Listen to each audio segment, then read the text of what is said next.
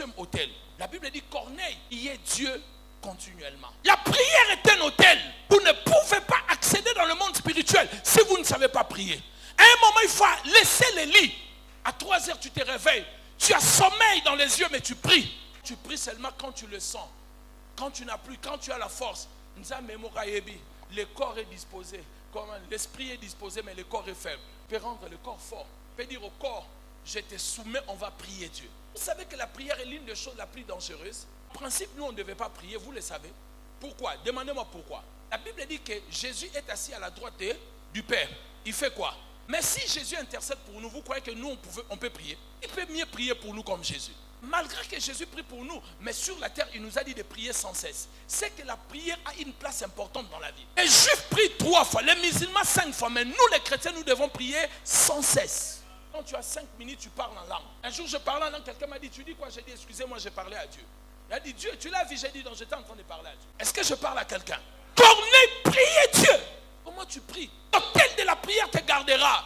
Ce n'est pas le royaume de Babylone qui a gardé Daniel.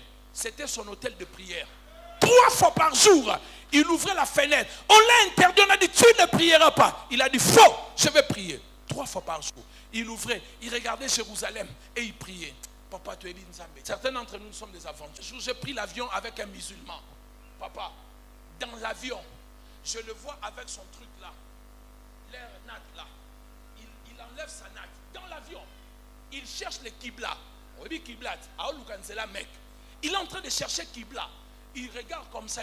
Quand il a trouvé le Kibla, il a pris sa natte. Dans l'avion, il a commencé à s'asseoir. J'ai dit, hé! Mais nous-mêmes pour les décollages, pour prier, tu regardes qui est à côté. Seigneur, toi-même, tu sais, gars. Tu ne veux même pas que les gens sachent que tu es pasteur dans l'avion. Mais lui, le fils d'Ismaël, il prie sérieusement. Quand c'est le moment de prier, il prie. Toi qui as la force de tout changer par ta prière. Quand Dieu te demande de prier, tu ne pries. Tu sais, on prie pour nous. Priez vous-même. Je viens là, je te donne seulement les points de prière. Au nom des bureaux. 1 heure de prière. Je reviens encore. 5 minutes avant de faire. Au nom des... Deuxième sujet, 1 heure je pars. Vous devez vous entraîner dans la prière. Jésus parlait en parabole. Mais les jours, les disciples ont dit, enseigne-nous comment prier. Jésus n'a pas parlé en parabole. Il a dit, voici comment vous devez prier. La prière est un art. La prière, c'est donner l'ordre au monde spirituel d'agir sur la terre. C'est de demander au ciel d'entrer en activité sur la terre. Si vous ne priez pas, le monde spirituel n'entre pas sur la terre en activité. Est-ce que je peux vous parler? Vous voyez le ciel. Ce n'est pas la terre qui dépend du ciel, c'est le ciel qui dépend de la terre. Jésus a dit ceci. Quand vous prierez, vous devez dire quoi? Notre Père qui est où? Père n'est pas sur la terre. Et après, que ton règne, ça viendra où? Qui appelle le règne? Les hommes qui sont sur la terre. Si vous n'appelez pas le règne de Dieu, il ne viendra pas. Troisièmement, il dit quoi? Quoi? La volonté de qui? Et après, c'est face comment? La volonté là, elle vient d'où? Du ciel. Et ça doit se faire où? Qui demande cette volonté sur la terre? Si l'homme ne demande pas la volonté de Dieu au ciel, elle est là. Que tu sois en bonne santé, que tu sois riche, la volonté est là. Mais si tu n'appelles pas cette volonté par la prière, vous comprenez? Ça, c'est Jésus qui nous montre comment prier. Mais nous sommes là où Dieu, toi-même, tu connais. Non, il connaît, mais si tu ne pries pas. Dans Matthieu chapitre 6, à partir du verset 31, la Bible dit, Dieu sait que vous avez des besoins, mais il ne pourvoit pas nos besoins. Priez. Dieu peut connaître tes besoins, mais si tu ne demandes pas que ça vienne, ça ne viendra pas. Est-ce que quelqu'un est en train de m'écouter? Dieu donne l'esprit, l'autel de la prière à l'église. Que l'autel de la prière se répande à l'église. Et c'est là au nom de... Demandez à mon épouse, je prie moi votre pasteur. Je ne suis pas un pasteur blagueur, je prie. Nos pasteurs Yann et le pasteur Noël, ils sont venus à la maison une fois me chercher. Depuis que j'étais en train de prier, Lembi, demandez au pasteur Chilo, Sœur Shekina, on a prié un jour, KO, on est au KO. 4 heures ou 5 heures de prière. Parabakatarito Kobasa.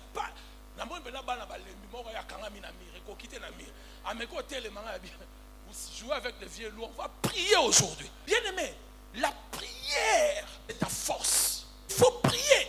La Bible dit, quelqu'un est-il dans la souffrance? Sa réponse est la prière. Toi, tu es face à la souffrance, tu ne pries pas.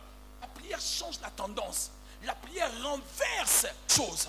La prière peut changer même des décisions méchantes, des décisions médicales, des décisions de politique. La prière. Pierre était en prison, il devait mourir. Dans Acte 12, la Bible dit l'église ne cessait pas d'adresser des prières à Dieu pour Pierre. Il devait être tué le lendemain. Mais l'église a prié. La décision a changé. Le roi a été tué par Dieu. Les anges ont libéré Pierre. Papa, prière, c'est autre chose. Autel de la prière. Il priait Dieu.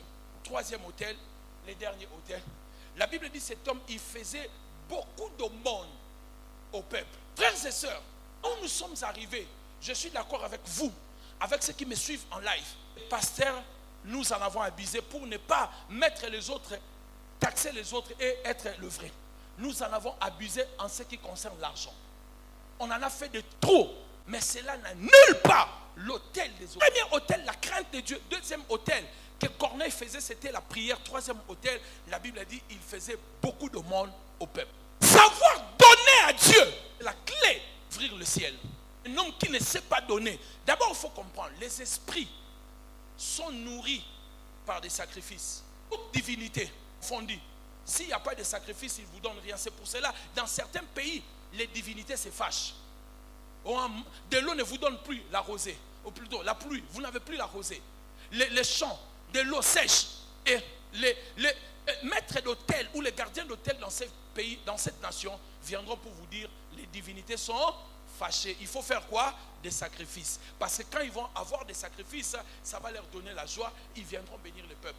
Aussi vrai, et cela est dans le monde satanique, aussi vrai est dans le monde de Dieu. À chaque fois qu'un enfant de Dieu fait un sacrifice, Dieu est content et Dieu vient agir. Les chrétiens n'arrivent pas à comprendre cela. Papa, vous disputez un poste avec quelqu'un. Je vais vous dire une chose. Écoutez-moi très bien. Même Dieu pour nous sauver, pourquoi il a fait un sacrifice? Vous pouvez dire, vous êtes sauvés. On allait être tous sauvés. Parce que tout ce qu'on obtient gratuitement, ça n'a pas de valeur. C'est pour cela que Dieu a donné son fils et unique. Et pire, Dieu n'a pas donné un ange. Il en avait beaucoup. Il pouvait donner des anges. Michael va mourir là-bas. Je vais te ressusciter. Il a pris son fils. Il a dit à son fils va mourir. Et cela est devenu quelque chose de valeur pour Dieu.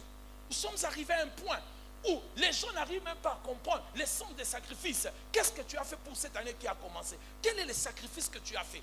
Quel est l'autel que tu as bâti? Frères et sœurs, l'autel va garantir ta vie. Fils des ténèbres que vous voyez sont obéissants à leur maître d'une manière, vous n'avez aucune idée. Un ancien président de l'Assemblée nationale de notre pays, je ne vais pas citer son nom, il avait son féticheur, un petit monsieur comme ça. Tout ce qu'il lui disait de faire, il le faisait. Il est resté pendant toute la législation, personne ne l'a bougé. Il y a des gens qui sont restés de gouverneurs 15 ans, 20 ans. PDG dans une entreprise, personne. C'est comme si même le président ne le voit plus. On l'a oublié, il est resté là jusqu'à sa mort. Il n'est pas aussi intelligent. Il bâtit ses hôtels chaque semaine. Il va au village, il sacrifie des moutons, il sacrifie des chèvres, il donne le sang, il tue les gens. Il reste là, il domine. Mais toi, tu crois que tu vas renverser une telle personne avec tes petites prières là? Oh Seigneur, toi-même tu connais, toi-même tu as dit tu n'abandonneras pas les justes. Tu es déjà abandonné. Tu n'es même pas un juste. Il m'a dit amen. Frères et sœurs, j'ai envie de vous dire des choses à risque de vous faire mal. Sachez-le mes bien-aimés, sacrifice reste sacrifice. Tout dépend à celui qu'on est en train de le faire. Écoutez, ce que vous devez savoir, les trois autels-là sont puissants dans votre vie. Premièrement, la crainte de Dieu. Deuxièmement, la prière. Troisièmement, les holocaustes, les sacrifices. Quand vous prenez ces trois choses-là, vous les alignez dans votre destin pour cette 2023. Papa, si ta vie ne change pas, viens me chercher. Viens me chercher. Ces trois choses-là, si vous les alignez dans votre vie et vous êtes sérieux avec Dieu, le ciel s'ouvrira comme cela était ouvert pour Corneille. Et la Bible dit, l'ange est descendu, l'ange lui a dit, tes prières et tes aumônes sont montées. C'est comme s'il avait enlevé la crainte de Dieu. Mais je ne dis pas qu'il faut enlever la crainte de Dieu. Il dit, tes prières et tes aumônes sont montées devant Dieu. Et qu'est-ce que Dieu a fait? Il s'en est souvenu. Quand Dieu se souvient, il ouvre le ciel, il envoie un ange. Comment tu vas prier cette année? Comment tu vas faire l'autel de la prière? Comment tu vas faire l'autel de votre style de vie? Comment tu vas faire l'autel de tes offrandes et de tes sacrifices?